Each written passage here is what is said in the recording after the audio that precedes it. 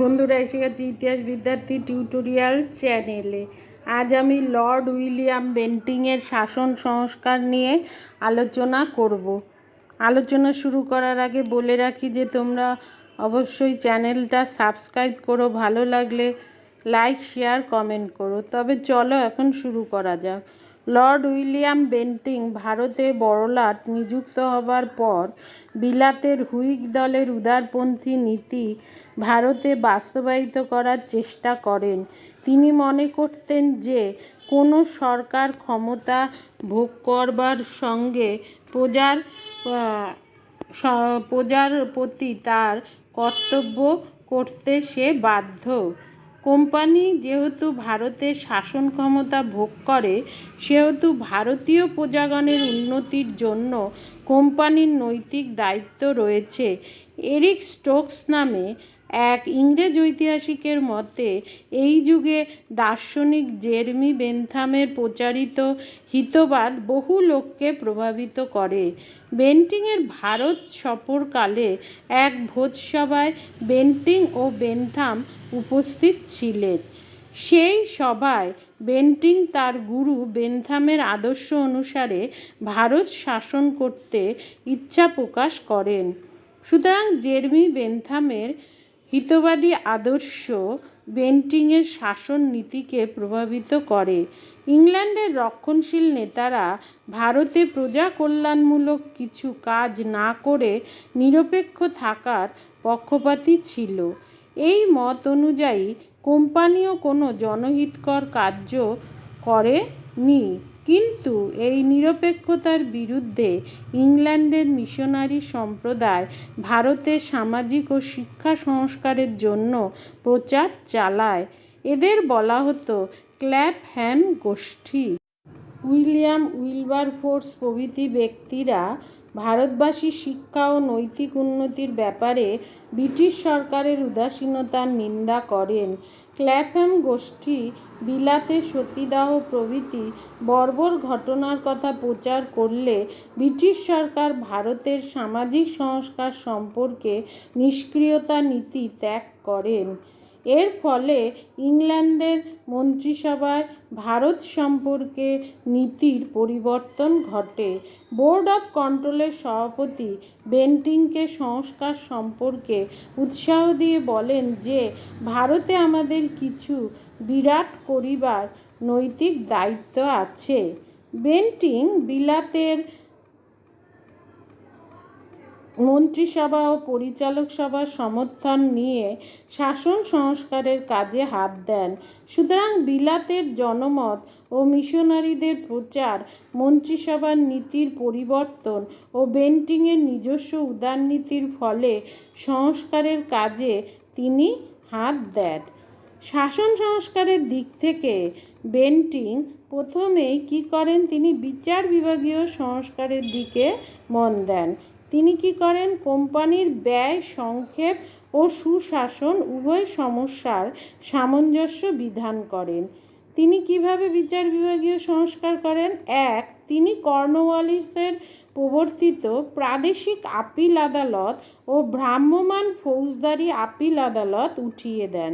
দুই, জেলা জজগণকে দেওয়ানি মামলার সঙ্গে ফৌজদারি মামলার বিচারের দায়িত্ব দেয়া হয়। জেলা জজদের নাম পাল্টে সেশন জজ রাখা হয়। তিন, জেলা জজের রায়ের উপর সদর দেওয়ানি ও সদর নিজামতি আদালতে যথাক্রমে দেওয়ানি ও ফৌজদারি মামলার আপিলের বিচারের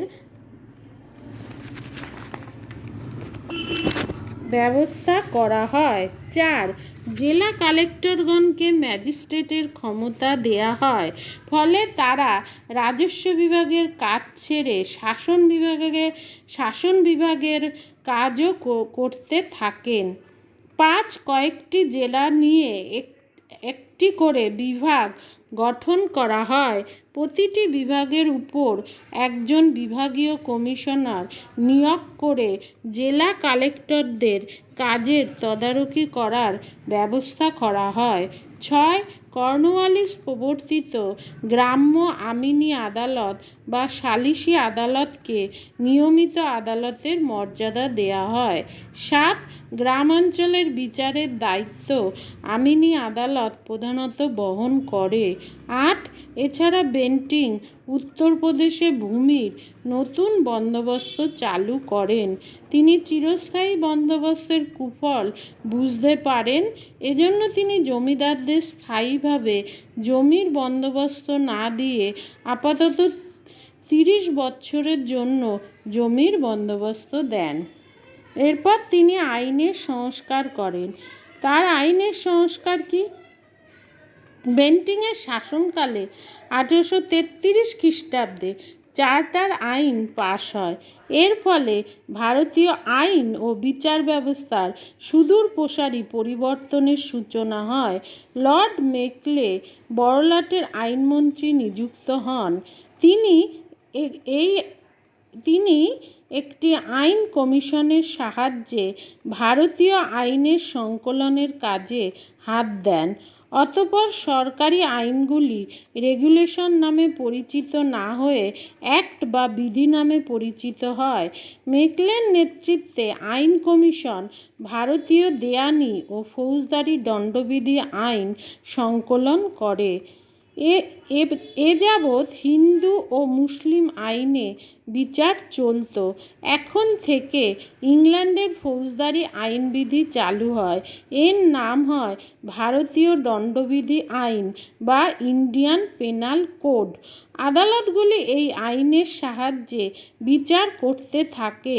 বেন্টিংয়ের আমলে এই ব্যবস্থার সূচনা দেখা দেয়। এছাড়া তার অন্যান্য সংস্কারের মধ্যে তিনি উচ্চ আদালতে ফার্সি ভাষার স্থলে ইংরেজি ভাষায় কাগজপত্র লিপিবদ্ধ করার নির্দেশ দেন। তিনি নিম্ন আদালতে ফার্সির জায়গায় স্থানীয় ভাষা ব্যবহারের নিয়ম চালু করেন। এর ফলে বিচার ব্যবস্থার উন্নতি ঘটে। কলকাতা থেকে উত্তরপ্রদেশ ছিল অনেক দূরে। এই জন্য কলকাতা থেকে উত্তরপ্রদেশে আইন ও বিচার চালাবার অসুবিধা দেখা দেয়। বেন্টিঙ্ক কাজের অসুবিধা দূর করার জন্য এলাহাবাদে একটি সদর দেওয়ানি ও একটি সদর নিজামতি আদালত স্থাপন করেন। উত্তরপ্রদেশের উপর এই আদালতের এখতিয়ার স্থাপিত হয়। 1833 খ্রিস্টাব্দে চার্টার আইনে উচ্চ সরকারি পদে ভারতীয় নিয়োগের কথা বলা হয়। কর্নওয়ালিসের আমল থেকে উচ্চ সরকারি পদে ভারতীয় নিয়োগ বন্ধ হয়ে গিয়েছিল। চার্টার আইনের বলে বেন্টিঙ্ক উচ্চ পদে, বিশেষত বিচার বিভাগের উচ্চ পদে ভারতীয় নিয়োগ চালু করেন। তিনি ভারতীয় বিচারপতিদের ক্ষমতা বাড়িয়ে দেন। এর ফলে কর্নওয়ালিসের বৈষম্যমূলক নীতির কিছু পরিমাণ অবসান হয়। বেন্টিংয়ের আশা ছিল যে তিনি প্রাচ্যদেশীয় স্বৈরতন্ত্রের মধ্যে ইংল্যান্ডের গণতান্ত্রিক আদর্শের সঞ্চার করিবেন। তার এই আশা ফলবতী হয়নি, কারণ তার শাসন সংস্কার দ্বারা ভারতবাসীকে তিনি কোনো মৌলিক অধিকার দিতে পারেননি। তিনি ভারতবাসীর স্বায়ত্তশাসন লাভের আশঙ্কা পূরণে বিফল হন। এরপর তিনি সমাজ সংস্কার করেন। শিক্ষা ও সামাজিক সংস্কারের জন্য বেন্টিংয়ের শাসনকাল ভারত ইতিহাসে স্মরণীয় হয়ে আছে। জেরেমি বেন্থামের দার্শনিক মতে বিশ্বাসী বড়লাট দৃঢ় হাতে এই সামাজিক সংস্কারগুলি করেন। কি করেন? 1. তিনি 1829 খ্রিস্টাব্দে 17 নং রেগুলেশন দ্বারা হিন্দু সমাজের নিষ্ঠুর ও বর্বর সতীদাহ প্রথা নিষিদ্ধ করেন। হিন্দু সমাজে মৃত স্বামীর সহিত তার জীবিত স্ত্রীকে একই চিতায় সহমরণে পাঠাবার এক নিষ্ঠুর প্রথা প্রচলিত ছিল। একে সতীদাহ প্রথা বা সহমরণ প্রথা বলা হতো। রাজা রামমোহন রায় এই সতীদাহের বিরুদ্ধে জনমত গঠন করেন। সতীদাহ নিষিদ্ধ করার জন্য তিনি বহু লোকের স্বাক্ষরযুক্ত আবেদন বড়লাটের নিকট পেশ করেন। এর ফলে বেন্টিংয়ের কাজ সহজ হয়। রাজা রাধাকান্ত দেব, ভবানীচরণ বন্দ্যোপাধ্যায় প্রভৃতি রক্ষণশীলরা এই আইনের বিরোধিতা করলে বেন্টিঙ্ক পিছু হটেননি। 2. বেন্টিঙ্ক গঙ্গাসাগরের সন্তান বিসর্জন প্রভৃতি নিষ্ঠুর প্রথা নিষিদ্ধ করেন। 3. তিনি ভারতে পাশ্চাত্য শিক্ষা বিস্তারের জন্য রাজা রামমোহন ও লর্ড মেকলেকে আগ্রহ দেখান। তার আমলে 1813 খ্রিস্টাব্দে চার্টার আইনের দ্বারা বলা হয় যে ভারতবাসীর শিক্ষার উন্নতির জন্য কোম্পানি রাজস্ব হইতে বছরে 1 লক্ষ টাকা খরচ করবে।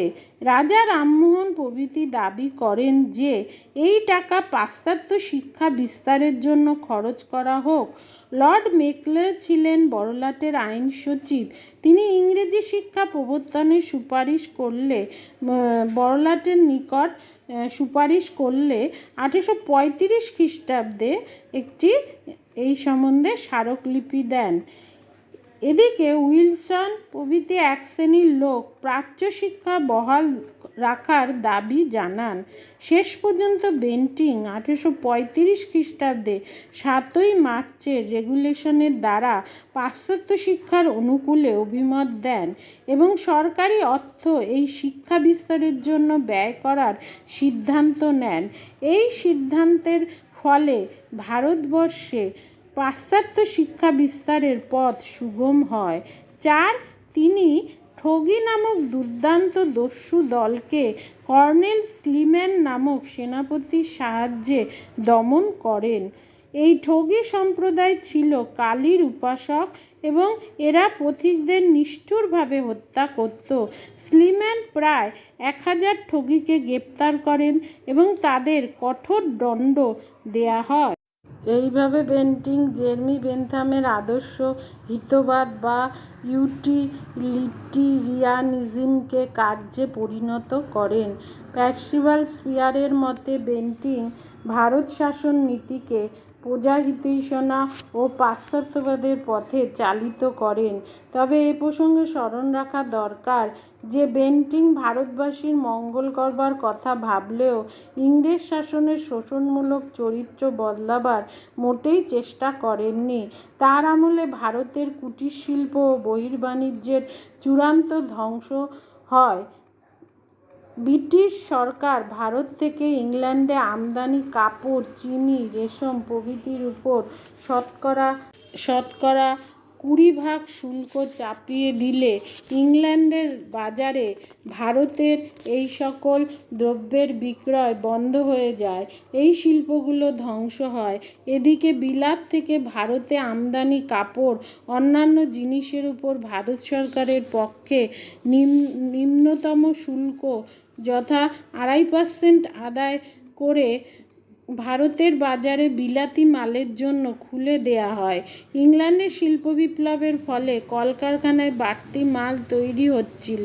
এই বাড়তি মাল ভারতে বিক্রয় করার জন্য ইংল্যান্ডের মূলধনীরা সরকারকে চাপ দেয়। ইস্ট ইন্ডিয়া কোম্পানির ভারতে একচেটিয়া বাণিজ্যের অধিকার